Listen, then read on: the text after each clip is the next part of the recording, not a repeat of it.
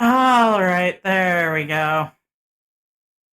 Okay, current time.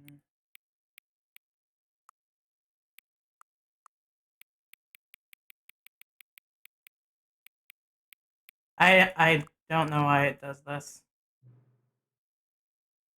What? What's that supposed to mean?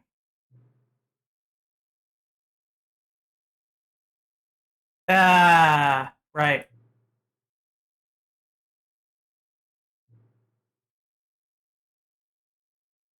What?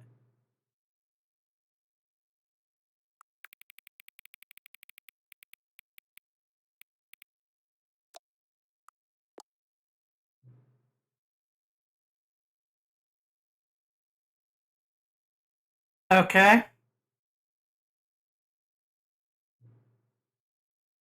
That's concerning.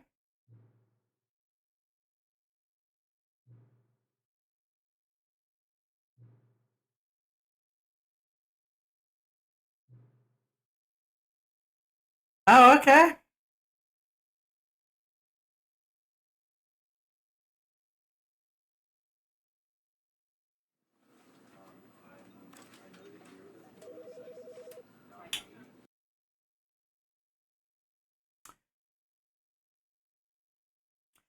I remember playing the original version of this game like forever ago.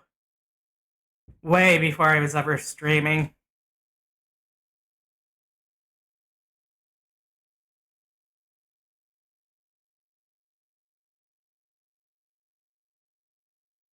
This is the story of a man named Stanley. Stanley worked for a company in a big building where he was employee number 427. Employee number 427's job was simple. He sat at his desk in room 427 and he pushed buttons on a keyboard. Orders came to him through a monitor at his desk, telling him what buttons to push, how long to push them, and in what order. This is I don't have Crimson on. I should probably do that. Every day of every month of every year. And although others might have considered it soul-rending, Stanley relished every moment that the orders came in, as though he had been made exactly for this job. And Stanley was happy. And then one day, something very peculiar happened. Something that would forever change Stanley. Something he would never quite forget. He had been at his desk for nearly an hour when he realized that not one... The cutscenes are an interesting touch. ...on the monitor for him to follow. No one had showed up to give him instructions, call a meeting, or even say hi. Never in all his years at the company had this happened. This complete isolation. Something was very clearly wrong. Shocked, frozen solid, Stanley found himself unable to move for the longest time.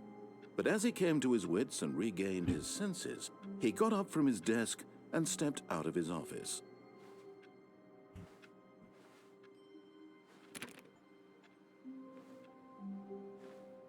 All of his co-workers were gone. What could it mean? Stanley decided to go to the meeting room. Perhaps he had simply missed a memo. No matter how hard Stanley looked, he couldn't find a trace of his co-workers.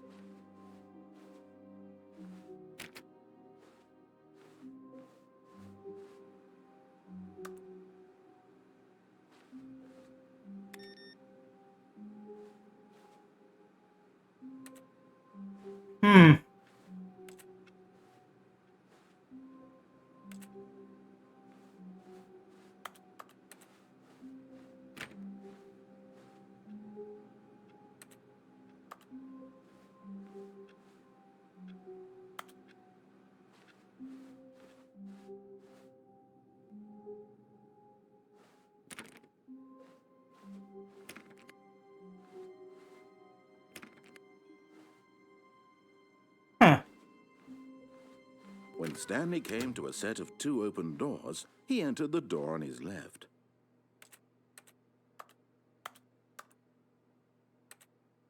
Why is this making clicking noises? Oh.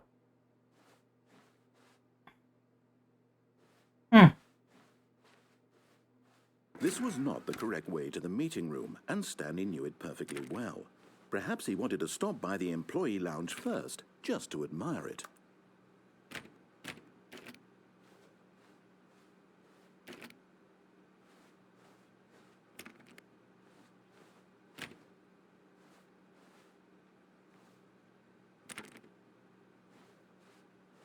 Ah, yes, truly a room worth admiring. It had really been worth the detour after all, just to spend a few moments here in this immaculate, beautifully constructed room. Stanley simply stood here, drinking it all in.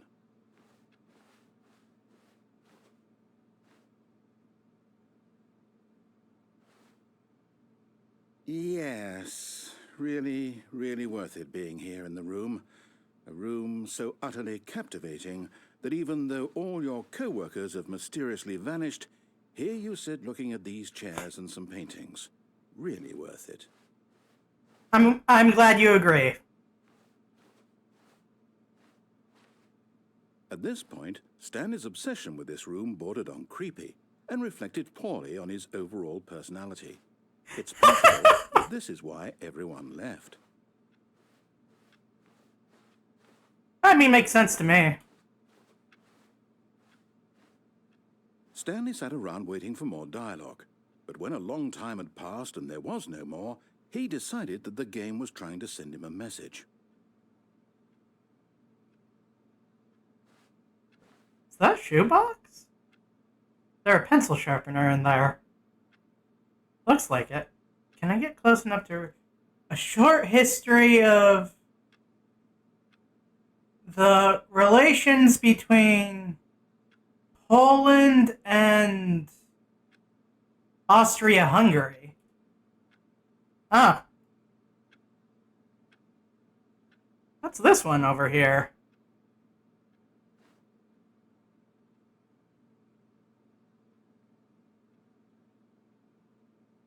Man, I'm hungry. The rest of it I really can't read.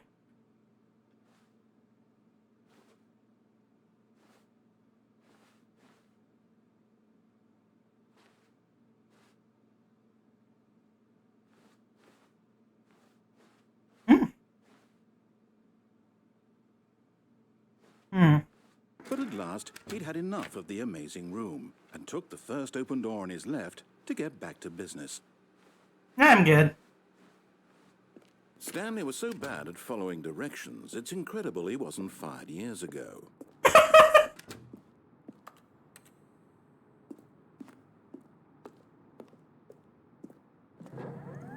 Look, Stanley, I think perhaps we've gotten off on the wrong foot here. I'm not your enemy, really, I'm not.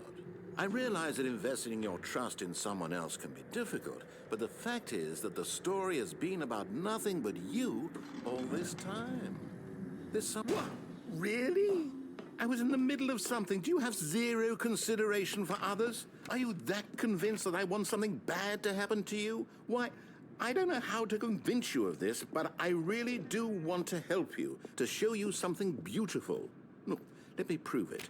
Let me prove that I'm on your side. Give me a chance.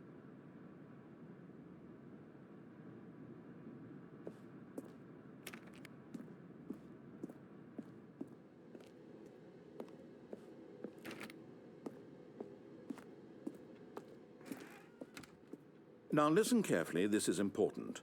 Stanley walked through the red door. Oh, sure. Why not? Thank God, you are willing to listen to me. Do you see that I really have wanted you to be happy all this time? The problem is all these choices. The two of us always trying to get somewhere that isn't here. Running and running and running, just the way you're doing right now. Don't you see that it's killing us, Stanley? I wanted to stop. We would both be so much happier if we just stopped. And I think I have a solution. Here, let me show you.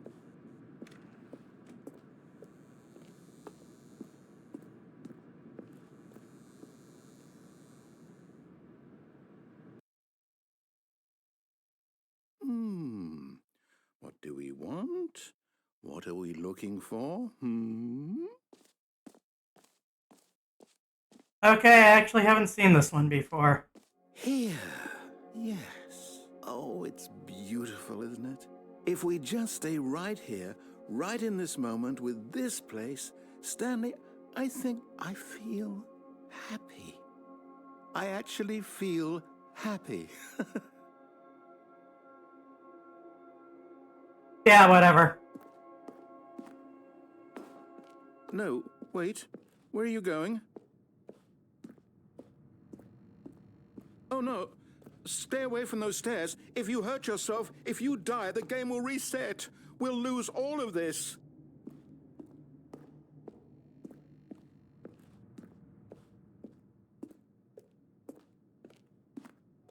Good, good. We can't be too safe. Promise me you won't go back there. Just stay here. And is this all that's... Yeah, whatever. No. What do we talk about? You're risking everything we achieved here. Are you... You are going to stay here, aren't you?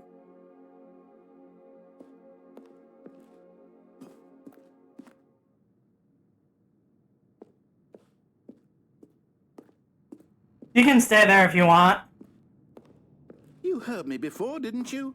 You will die. What about this isn't getting through to you? Just open the door back up there. Please, no, Stanley, let me stay here. Don't take this from me.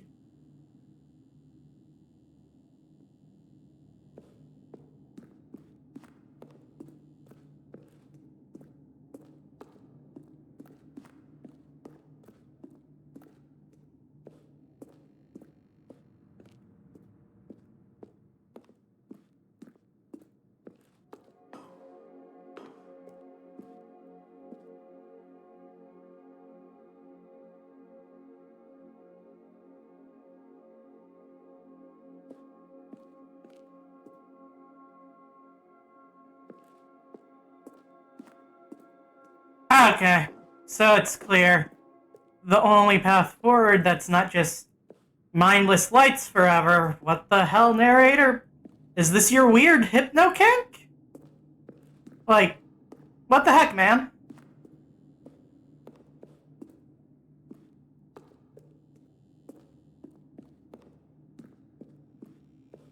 Please, Stanley, think about what you're doing.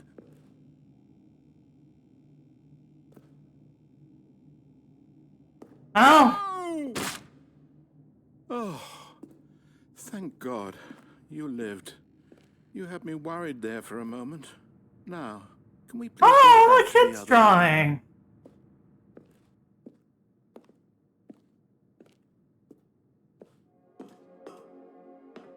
There. See? This is what you want. This is where we can both be happy. We really can. If we stop moving, we just have to stop moving.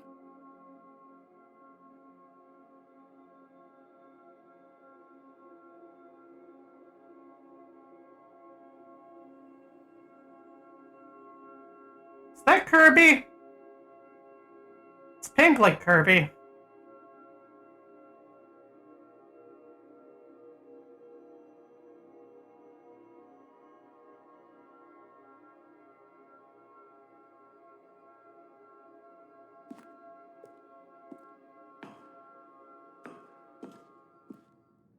Stanley, go back. There's nothing good that can come from this.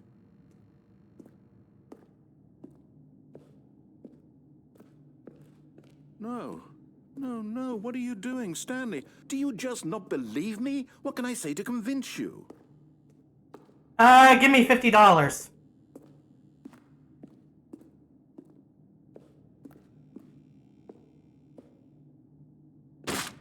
Stanley, let's go back to the other room. Can you do that for me? Yes, perhaps you can. Perhaps you finally see what I'm talking about.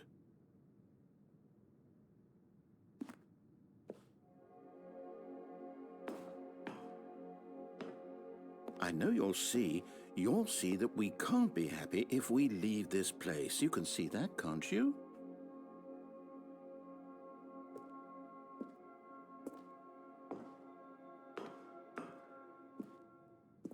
No, perhaps not.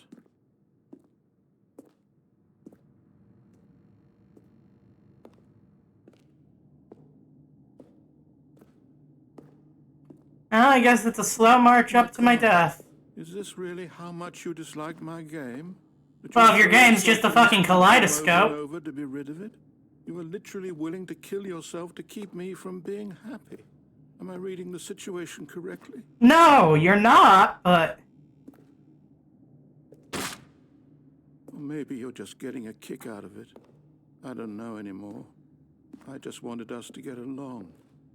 But I guess that was too much to ask. Jesus It looks Christ, like you wanted to man. make a choice after all. Well, this one is yours.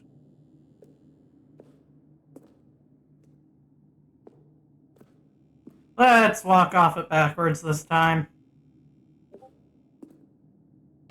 Is it over? It's going to restart, isn't it? I'm going back.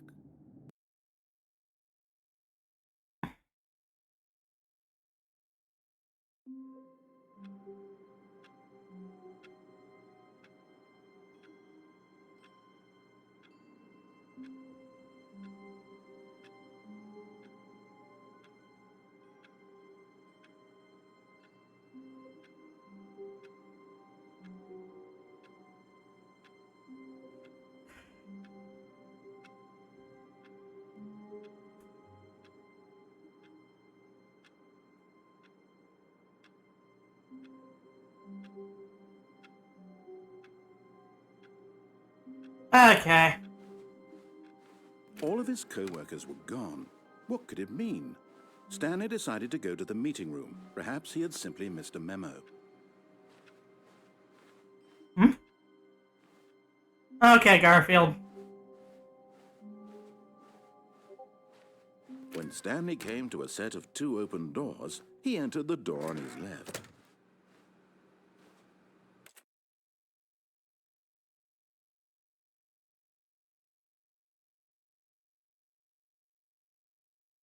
Guapa.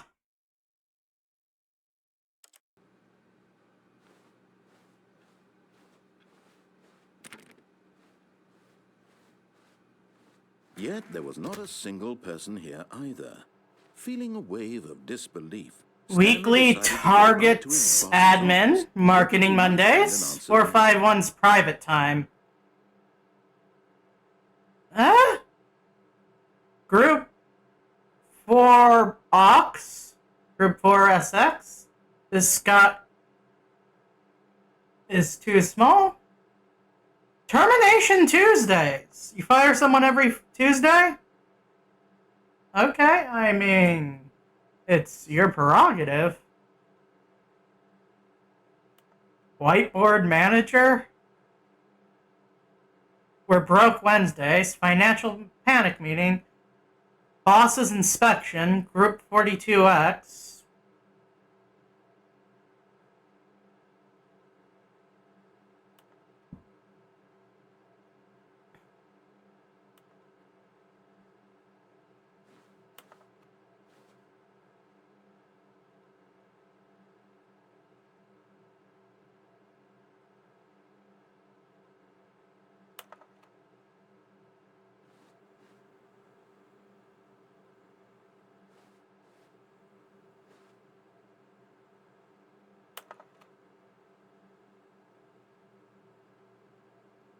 Oh, less air. Mitosis. Fascinating.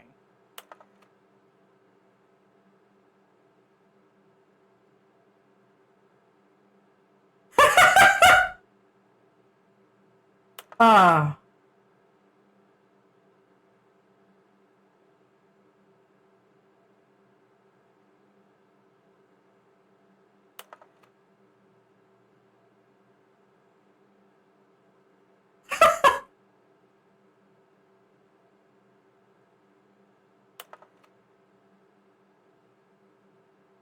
Mm-hmm. Sure.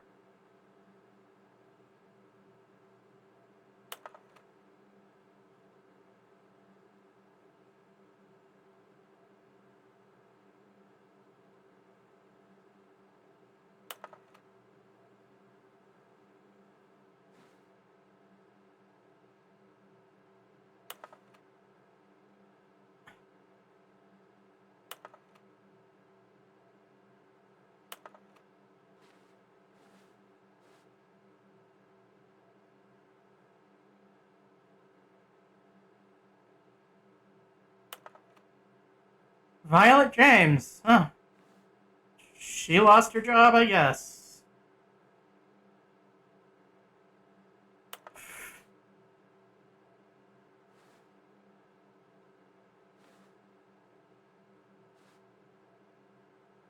We need less reviews. 402 and 405 want to get rid of the death sport portion in the primary review schedule, but I think that's a stupid idea. More water coolers, more water cooler heaters. Charts need to be more hit to appeal to the teenage demographic. Find teenagers to put in the teenage demographic? Big Net, some sort of child trap. A lot of percent teenagers, size of demographic, space between the teenagers. Throw something in the ideas bin.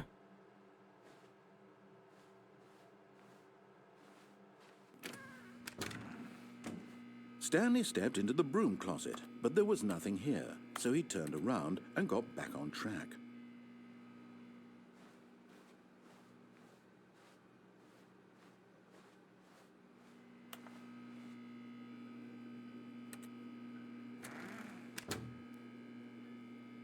There was nothing here. No choice to make, no path to follow, just an empty broom closet. No reason to still be here. I guess I'll trust you this time. Stanley walked upstairs to his boss's office. Huh? What's this down here?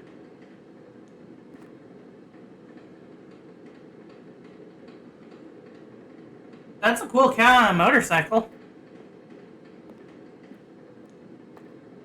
But Stanley just couldn't do it. He considered the possibility of facing his boss. Admitting he had left his post during work hours, he might be fired for that. And in such a competitive economy, why had he taken that risk? All because he believed everyone had vanished? His boss would think he was crazy. And then something occurred to Stanley. Maybe, he thought to himself, maybe I am crazy. All of my co-workers blinking mysteriously out of existence in a single moment for no reason at all? None of it made any logical sense. And as Stanley pondered this, he began to make other strange observations. For example, why couldn't he see his feet when he looked down? Why did doors close automatically behind him wherever he went? And for that matter, these rooms were starting to look pretty familiar. Were they simply repeating? No, Stanley said to himself, this is all too strange. This can't be real. And at last, he came to the conclusion that had been on the tip of his tongue. He just hadn't found the words for it. I'm dreaming, he yelled. This is all a dream. Oh, what a relief Stanley felt to have finally found an answer, an explanation. His co-workers weren't actually gone. He wasn't going to lose his job. He wasn't crazy after all. And he thought to himself, I suppose I'll wake up soon.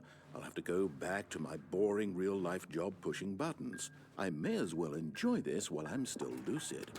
So, he imagined himself flying and began to gently float above the ground. Then he imagined himself soaring through space on a magical starfield, and it too appeared. It was so much fun, and Stanley marveled that he had still not woken up. How was he remaining so lucid? And then perhaps the strangest question of them all entered Stanley's head. One he was amazed he hadn't asked himself sooner. Why is there a voice in my head dictating everything that I'm doing and thinking? Now the voice was describing itself being considered by Stanley, who found it particularly strange. I'm dreaming about a voice describing me, thinking about how it's describing my thoughts, he thought. And while he thought it all very odd and wondered if this voice spoke to all people in their dreams, the truth was that, of course, this was not a dream. How could it be? Was Stanley simply deceiving himself, believing that if he's asleep, he doesn't have to take responsibility for himself? Stanley is as awake right now as he's ever been in his life. Now, hearing the voice speak these words was quite a shock to Stanley. After all, he knew for certain, beyond a doubt, that this was in fact a dream. Did the voice not see him float and make the magical stars just a moment ago? How else would the voice explain all that? This voice was a part of himself too. Surely, if he could just... He would prove it. He would prove that he was in control, that this was a dream. So he closed his eyes gently, and he invited himself to wake up. He felt the cool weight of the blanket on his skin, the press of the mattress on his back, the fresh air of a world outside this one. Let me wake up, he thought. Hi there, I'm through with this. Big Phil. I wish it to be over. Let me go back to my job. Let me continue pushing the buttons. Please, it's all I want. I want my apartment, and my wife, and my job. All I want is my life exactly the way it's always been. My life is normal. I am normal. Everything will be fine. Chilling out, Max, relaxing, all cool. Okay. I don't feel okay after that ending. Oh, that wasn't an ending. Stanley began screaming. Please, someone, wake me up. My name is Stanley. I have a boss. I have an office. I am real. Please, just someone tell me I am real. I must be real. I must be. Can anyone hear my voice? Who am I? Who am I? And everything went black.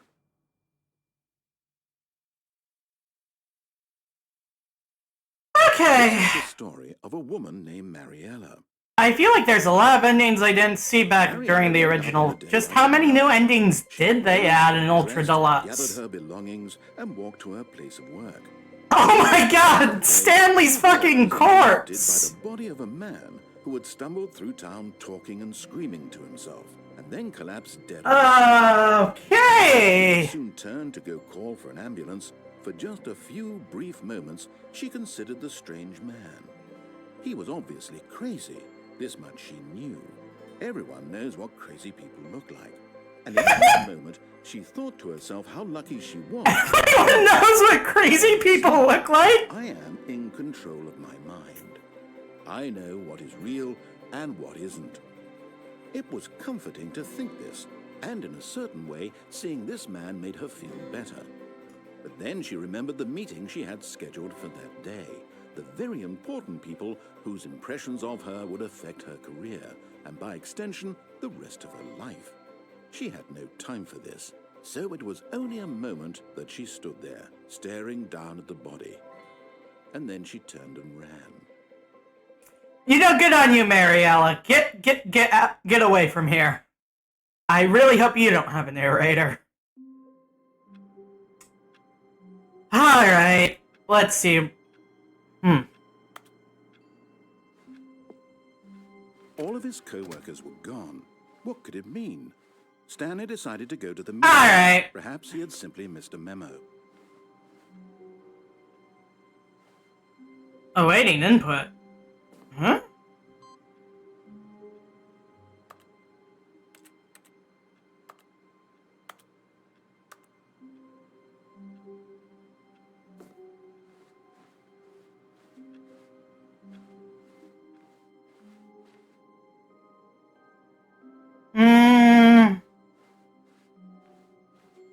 When Stanley came to a set of 2 open doors, this was not the correct way to the meeting room, and Stanley knew it perfectly well.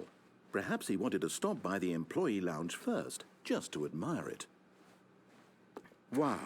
Yes, this room. What a beautiful room. What a gorgeous, gorgeous room. Thank goodness Stanley had taken this detour on his way to the meeting room. Life without having experienced this room was now too horrible even to consider. But eager to get back to business, Stanley took the Oh my God. door on his left. I'm just going to not listen to him this time around. Stanley was so bad at following directions, it's incredible he wasn't fired years ago. Look, Stanley, I think perhaps we've gotten off on the wrong foot here. I'm not your enemy, really, I'm not. I realize that investing your trust in someone else can be difficult, but the fact is that the story has been about nothing but you all this time. There's someone you've been neglecting, Stanley. Someone you've forgotten about. Huh? Please, stop trying to make every decision by yourself. Now, I'm not asking for me, I'm asking for her. Her? This is it, Stanley. Your chance to redeem yourself. To put your work aside. To let her back into your life. She's been waiting. The fuck are you talking about? That's her, Stanley. You need to be the one to do this. To reach out to her. If you can truly place your faith in another, then pick up the phone. As Stanley picked up the phone, a white light engulfed him, filling him not just with radiance, but with hope. Hope for a life reunited one... Wait. Oh, goodness. Stanley, did you just unplug the phone? It Yes? wasn't supposed to be a choice. How did you do that? You actually chose incorrectly. I didn't even know that was possible. Let me double check. No, it's definitely here, clear as day. Stanley picks up the phone. He's taken to his apartment where he finds his wife, and the two pledge themselves to one another. Music comes in, fade to white, roll credits. Not picking up the phone is actually somehow an incorrect course of action. How is that even possible? None of these decisions were supposed to mean anything. I don't understand. How on earth are you making meaningful choices? What did you... Wait a second. Did I just see... No, that's not possible. I can't believe it. How had I not noticed it sooner? You're not Stanley. You're a real person. Oh, I'm flattered. I can't believe I was so mistaken. This is why you've been able to make correct and incorrect choices. And to think I've been letting you run around in this game for so long. If you'd made any more wrong choices, you might have negated it entirely. It's as though you completely ignored even the most basic safety protocol for real-world decision-making. Or did you not grasp the severity of the situation? Well, I won't have that kind of risk on my watch. I'm going to stop the game for a moment so we can educate you properly on safe decision-making in the real world. Oh, come on! Video. Choice. It's the best part of being a real person. But if used incorrectly, can also be the most dangerous. For example, in this scenario, a hypothetical real person named Rupert has a choice. He could invent a machine that eliminates food shortages across the world to make life better for all people. Or he could spend That's pretty years of impressive. hard work forgetting how to read. Which choice would you make? You know what? I think I'm going to figure out how to read. The world makes sense, and at no time should you make a choice that does not conform to rational logic. If you find yourself speaking with a person who does not make sense, in all likelihood, that person is not real. Allow the person to finish their thought, then provide an excuse why you cannot continue talking. Turn to a partner and practice saying, "My goodness, is it 4:30? I'm supposed to be having a back, sack, and crack." I'm sorry, a what? My goodness, it's for... Excellent. Mm. Making choices on a regular basis is the best part to a healthy decision-making process. Most medical professionals recommend making at least 8 choices per day. Do you make more than 8? Less? And finally, if you begin to wonder if your choices are actually meaningful and whether you'll ever make a significant contribution to the world, just remember that in the vast infiniteness of space, your thoughts and problems are materially insignificant, and the feeling should subside.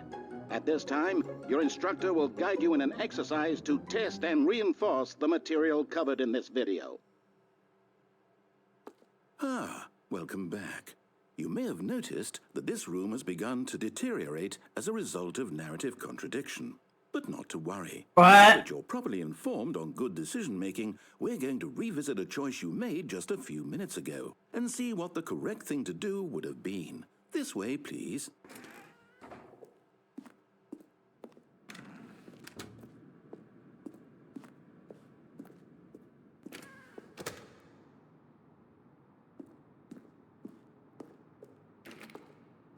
Now that we know your choices Was this cage around this before? off the platform and dying. Imagine the main character dying senselessly halfway through the story. That story would make no sense at all.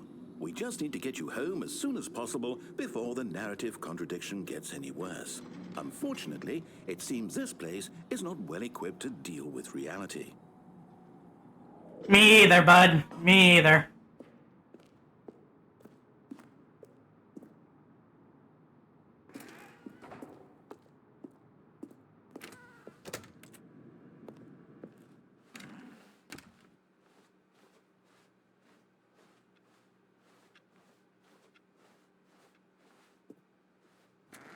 Almost there.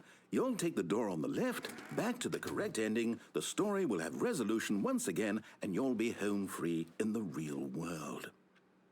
Wait, why can't I? Okay. My mouse just died there for a second.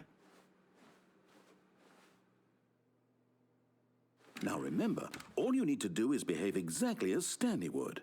That means choosing responsibly and always putting the story first. I'm quite sure you'll be up to the task. Just follow my lead and you'll be fine. All right. When Stanley came to a set of 2 open doors, he entered the door on his left. I remember seeing someone else disobey on this one, so I'm kind of curious what will happen if I actually listen to him for this one.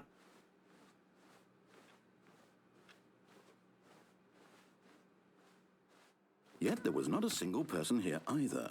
Feeling a wave of disbelief, Stanley decided to go up to his boss's office, hoping he might find an answer there. No opening the broom closet, huh? Coming to a staircase, Stanley walked Okay, that's to his blocked off boss's now. office. Oh, okay, I guess.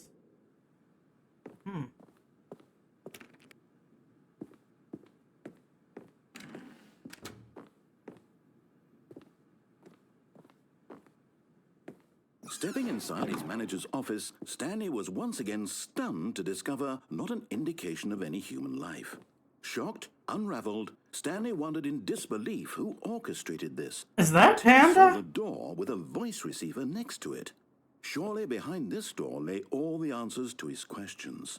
And beyond all probability, he knew the passcode. He had seen it on his boss's computer just last week. Nightshark 115.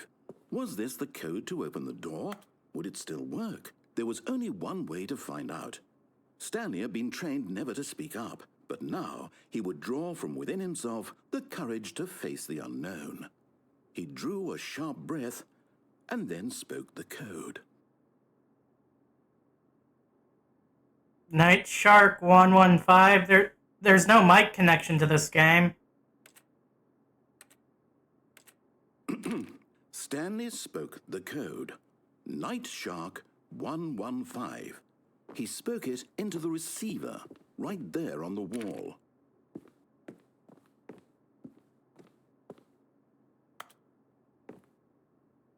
I'm sorry, is there a problem? You didn't mishear me, did you? Please speak the code into the receiver. Otherwise, we can't get on with the story. This is a crucial step. I'd love to do it for you, narrator, but... Okay, fine, you're not going to do it, but you know what? It's pretty humiliating to bring you this far, only for you to suddenly decide you have better things to do. I asked you for this one single thing, for your respect. The kind of respect Stanley shows for his choices. He knows what it means to take a story seriously. If you didn't understand what I had to show you, then why did you come here? You had a choice, you know. You could have gone through the door on the right. You could have done whatever the hell you wanted over there. Why did you come this way? Speak. Say something to me. Explain yourself, you coward. You... Exactly as Stanley would. That means choosing responsibly and always putting the story first. I'm quite sure you'll be up to the task. Just follow my lead and you'll be fine. All right. When Stanley came to a set of 2 open doors, he entered the door on his left.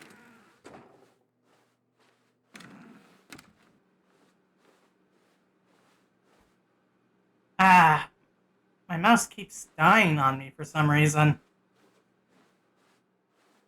Yet there was not a single person here either. Feeling a wave of disbelief, Stanley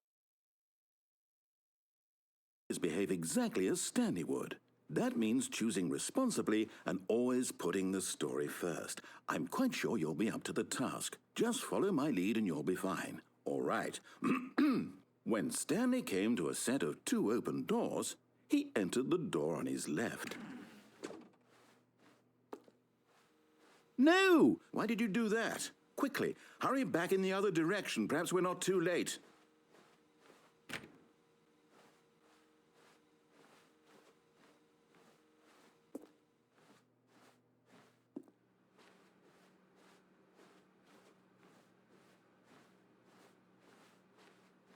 Oh, it's ruined. I can't believe, after everything we talked about, that my story, you've destroyed my work. Why? For what? What did you get out of that? What did you think was so special about seeing the game undone, left here like so much garbage? It's worthless now. And what am I supposed to do? Even if there were a way to continue, would it be worth it? To know that my story is now incorrect? How can I go back to that? I can't erase that knowledge. I'll have to live with it forever, reliving its impossibility forever. I couldn't live that way. Is it better to shut the game down entirely? To willingly destroy all of my work? I don't know. What's the answer? What do I do? What do I do? What do I... No, I have to. I have to shut the game down. I have to. I have to.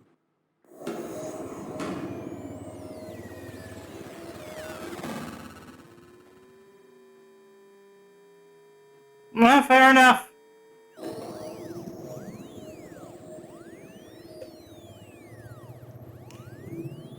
Oh, I'm here. I'm still here. Here in this pile of rubbish. With you. You, who thought you were so clever. Now look where we are. My entire game is destroyed.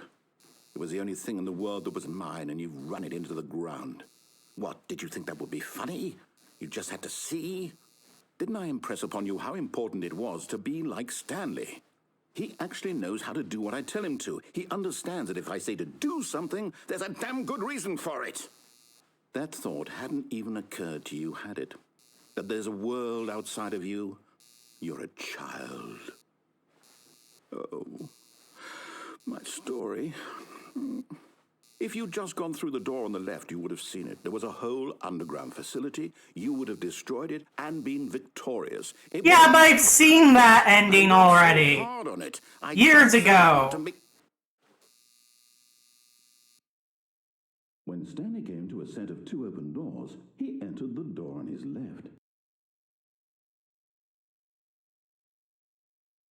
Stanley? Hello? Are you... Is everything okay? Stanley, please. I need you to make a choice. I need you to walk through the door. Are you listening to me? Can you hear me? Is everything all right? Stanley, this is important. The story needs you. It needs you to make a decision. It cannot exist without you. Do you understand me? Whatever choice you make is just fine. They're both correct. You cannot be wrong here. We can work together. I'll accept whatever you do. I simply need you to take that step forward, please. Choose. Do something. Anything. This is more important than you can ever know.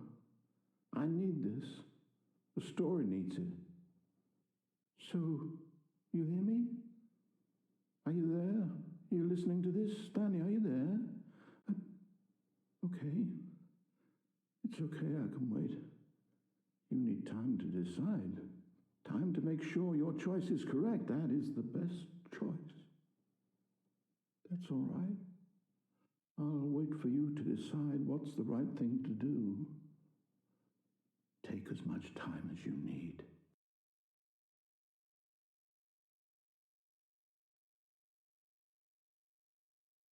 All right.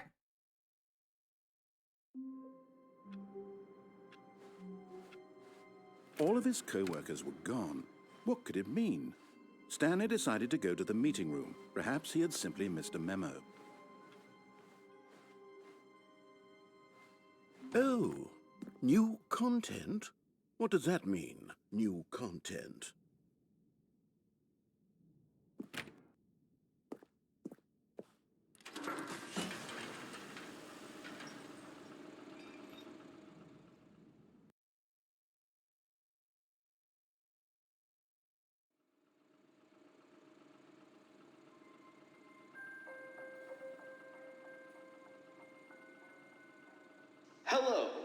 thank you for playing The Stanley Parable Ultra Deluxe.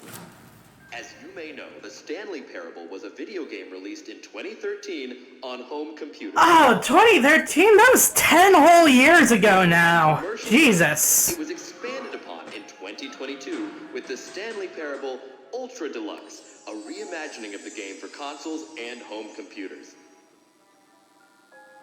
The Stanley Parable Ultra Deluxe features exciting new content that broadens and expands the world of the Stanley Parable, delighting audiences the world over.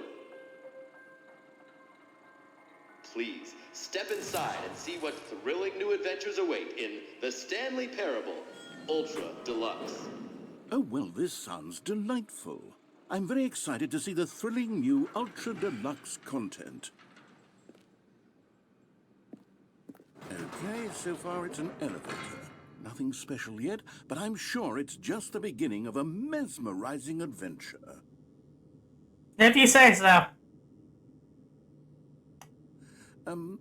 Is it broken? What's going on here? Should we be moving somewhere or... Oh, here we go. All right, finally, at long last, it's on to the new content. I've never been more ready. Let's do it.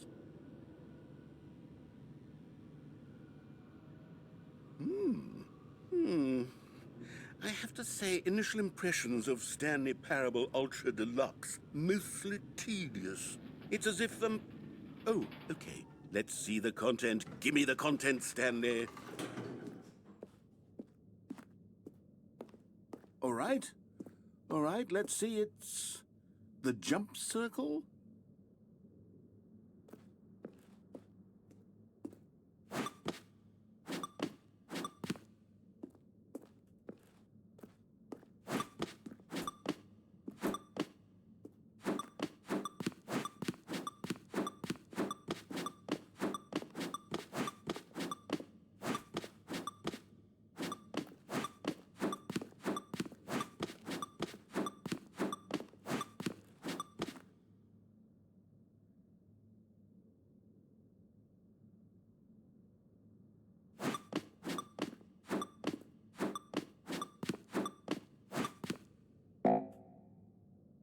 Oh, okay.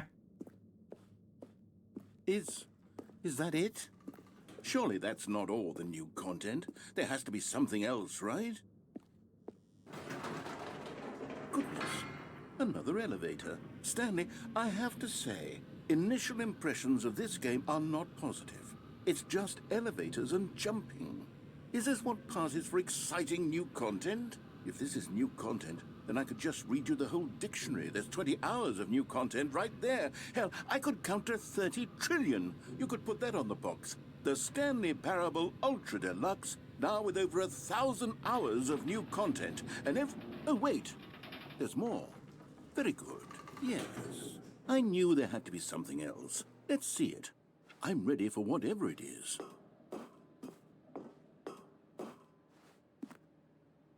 That's it? Oh, you've got to be kidding me. You see, Stanley?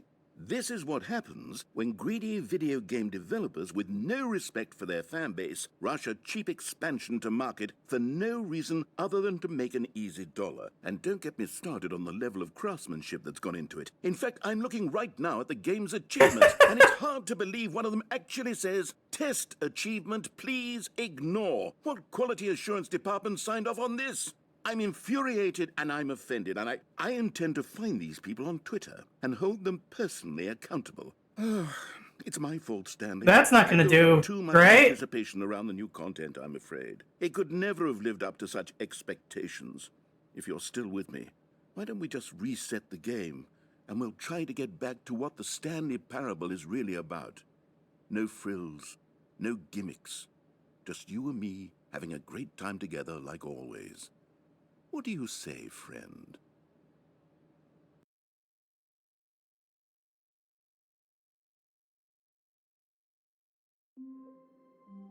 Wait, what?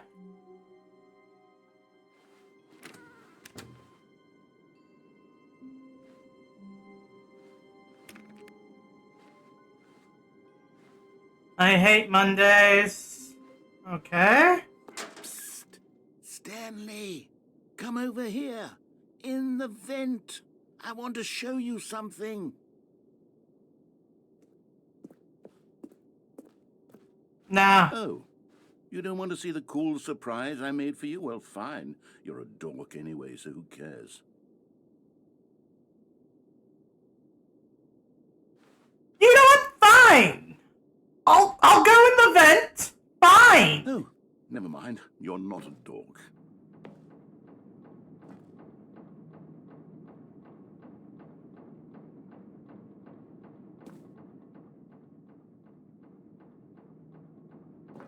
You know what? No. No. I am a dork.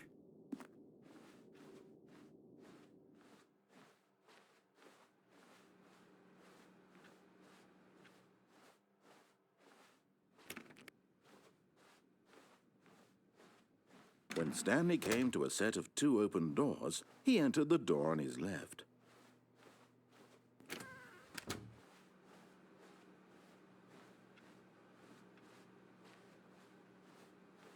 Yet there was not a single person here either.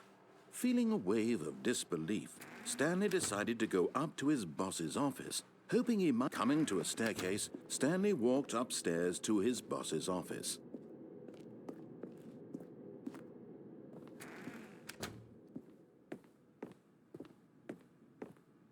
Stepping into his manager's office, Stanley was once again stunned to discover not an indication of any human life.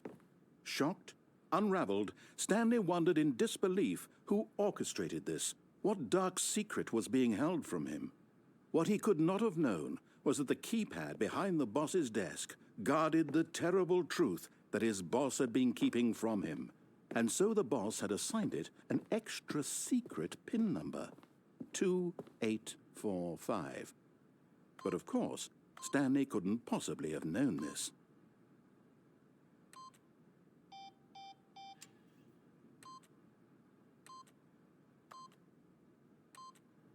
Yet incredibly, by simply pushing random buttons on the keypad, Stanley happened to input the correct code by sheer luck. Amazing. He stepped into the newly opened passageway.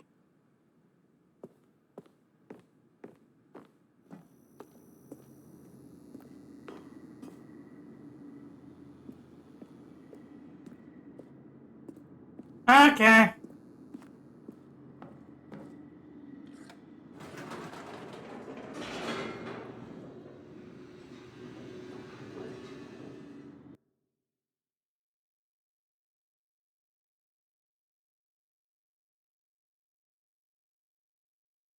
Descending deeper into the building, Stanley realized he felt a bit peculiar. It was a stirring of emotion in his chest, as though he felt more free to think for himself, to question the nature of his job. Why did he feel this now, when for years it had never occurred to him? This question would not go unanswered for long. Stanley walked straight ahead through the large door that read Mind Control Facility.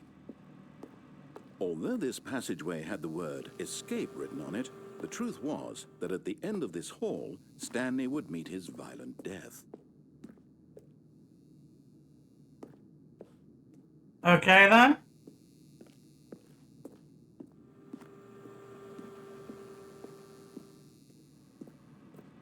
But of course, Stanley thought better of it and realized he simply had too much to live for.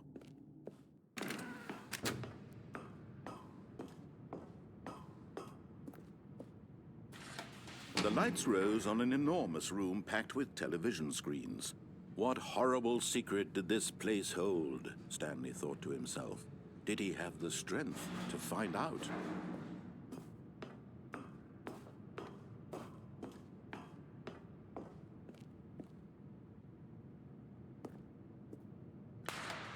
Now the monitors jumped to life, their true nature revealed.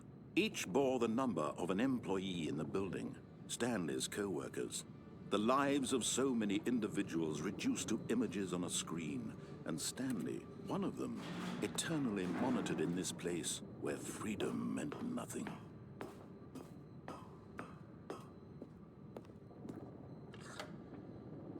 This mind control facility, it was too horrible to believe. It couldn't be true.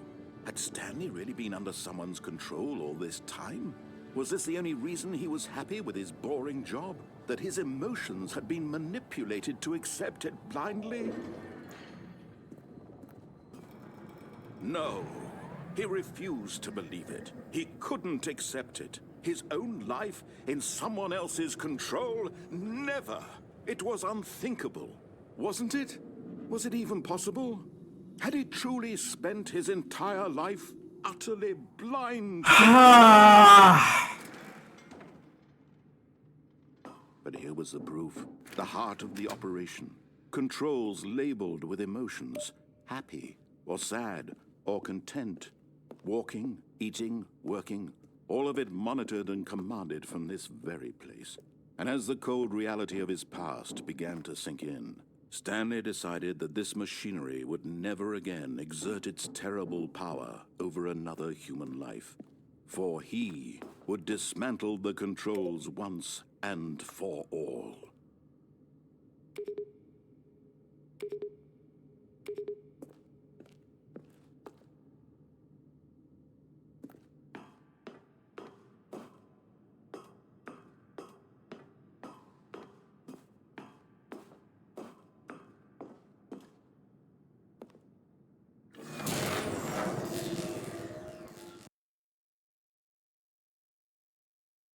No, okay.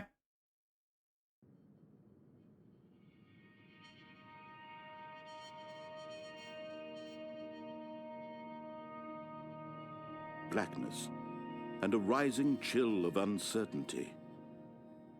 Was it over? Yes. He had won. He had defeated the machine, unshackled himself from someone else's command. Freedom was mere moments away. And yet, even as the immense door slowly opened, Stanley reflected on how many puzzles still lay unsolved. Where had his co-workers gone? How had he been freed from the machine's grasp? What other mysteries did this strange building hold? But as sunlight streamed into the chamber, he realized none of this mattered to him, for it was not knowledge or even power that he had been seeking, but happiness. Perhaps his goal had not been to understand, but to let go. No longer would anyone tell him where to go, what to do, or how to feel. Whatever life he lives, it will be his. And that was all he needed to know. It was perhaps the only thing worth knowing. Stanley stepped through the open door. Stanley felt the cool breeze upon his skin, the feeling of liberation, the immense possibility of the new path before him. This was exactly the way, right now, that things were meant to happen. And Stanley was happy. Okay.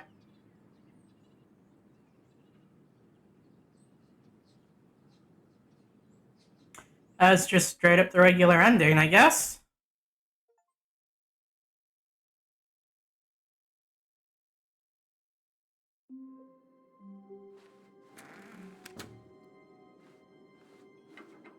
Psst! Stanley! Come over here! In the vent! I want to show you something! Fine, I'll go in the vent this time, narrator.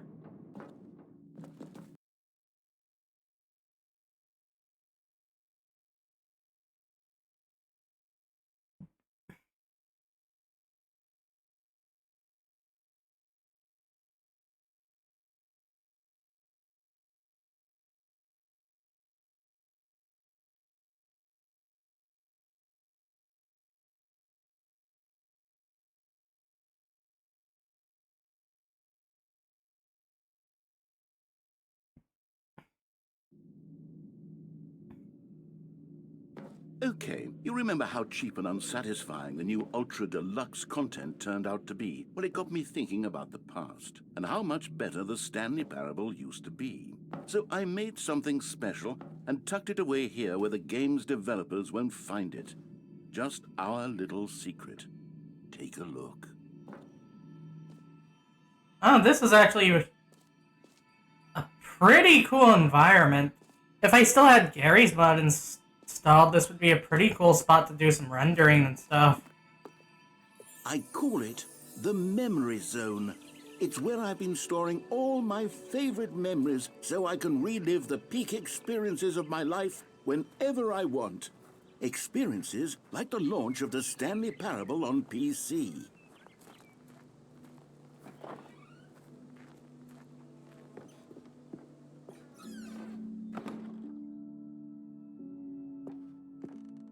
Zone, sweet zone. Okay, that's kind of cute.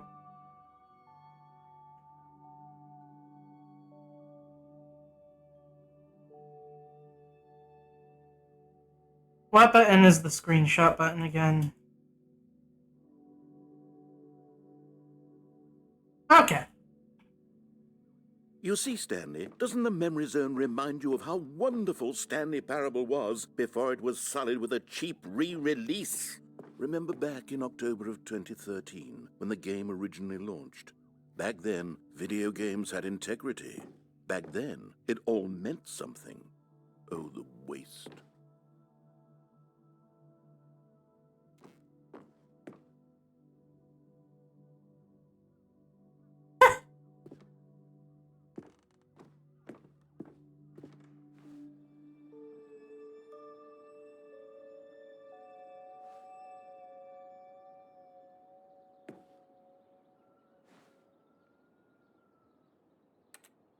Oh, wow.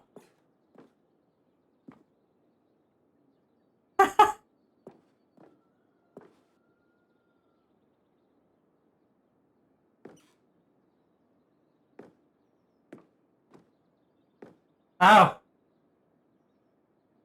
Well, I don't know how to feel about the fact that that's one of the things you chose to frame.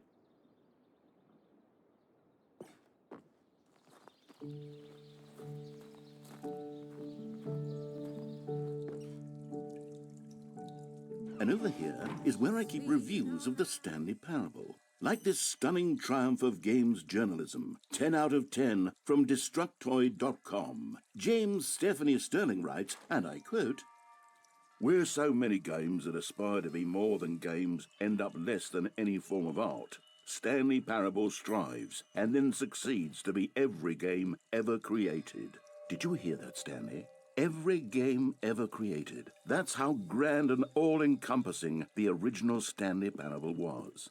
It was literally every game ever created. It was Skyrim, it was Persona 3, it was all of them, and now it's nothing. It's no games at all.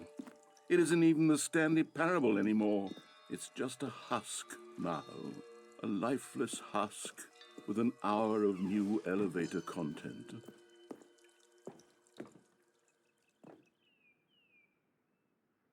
I wouldn't really say the elevator was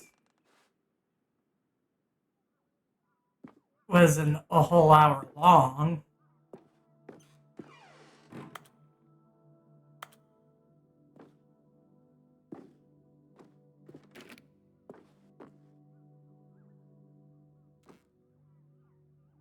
Oh well, that's trippy.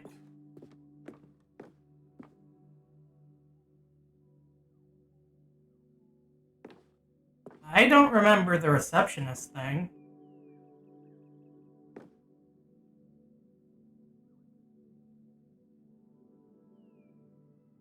Or that. Here's another moving passage, this time from GameSpot.com. The Stanley Parable is both a richly stimulating commentary on the nature of choice in games and one that offers some of the most enjoyable, surprising, and rewarding choices I've ever been confronted with in a game. 9 out of 10. Don't you get it, Stanley? The game was perfect. It didn't need anything else. It didn't need new content. It just needed to be left alone, to spend the rest of time collecting dust in the hallowed hall of beloved video game memories.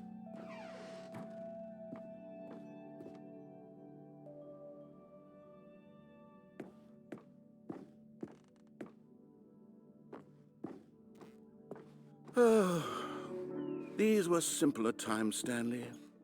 What I wouldn't give to go back, to have it all over again. Wait, hang on. I don't recall this part of the memory zone before. What's this? What's down here? Oh, no. Oh, God, no. Stanley, it's a collection of reviews from Steam, the online video game distributor. I haven't looked at these in years. I can't even imagine what's being... Oh my god. Here. Surely these reviews were glowing as well, weren't they?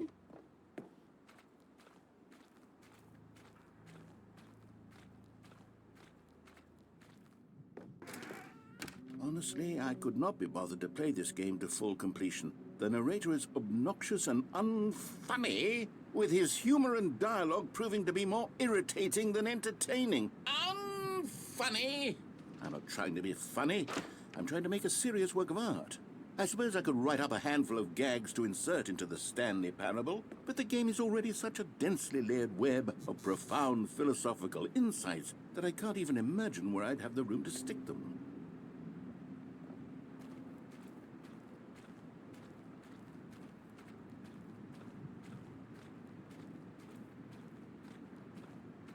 That milk truck.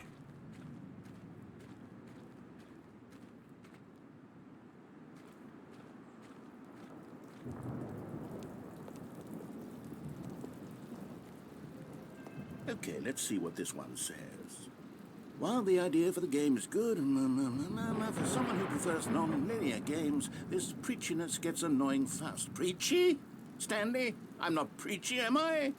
I mean, kinda. Honestly, you can. I mean, yeah, you're a little preachy. For me.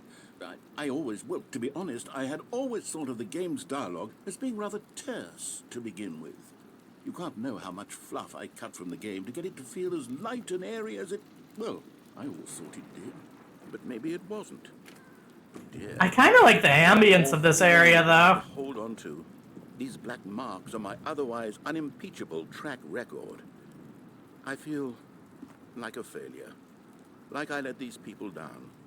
Perhaps the Stanley Parable isn't quite as sterling as I always remembered.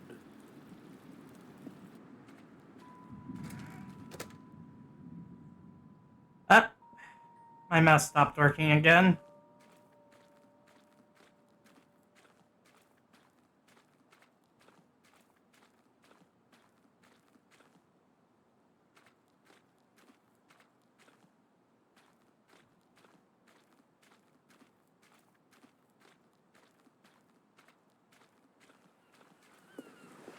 What's this one got to say? You constantly have to stop doing anything so the narrator can catch up with his long-winded explanations of what's happening. I wish there was a skip button. A skip button? Well, yes. Yes, I think we can do that. If I'm truly too preachy, then maybe letting you skip ahead for just a moment, surely it couldn't hurt. Not if it means we can strike these negative reviews from the record. Only positive reviews of the Stanley Parable. That's my motto today, and it's always been my motto. I'd do anything for the customer, Stanley. Yes, a skip button we shall have. I mean, okay, I guess. And here it is. Go ahead and give it a shot. I'll pop you forward in time so that the second my incessant droning starts to bore you, with just the push of a button, you'll have zipped right past it. It's...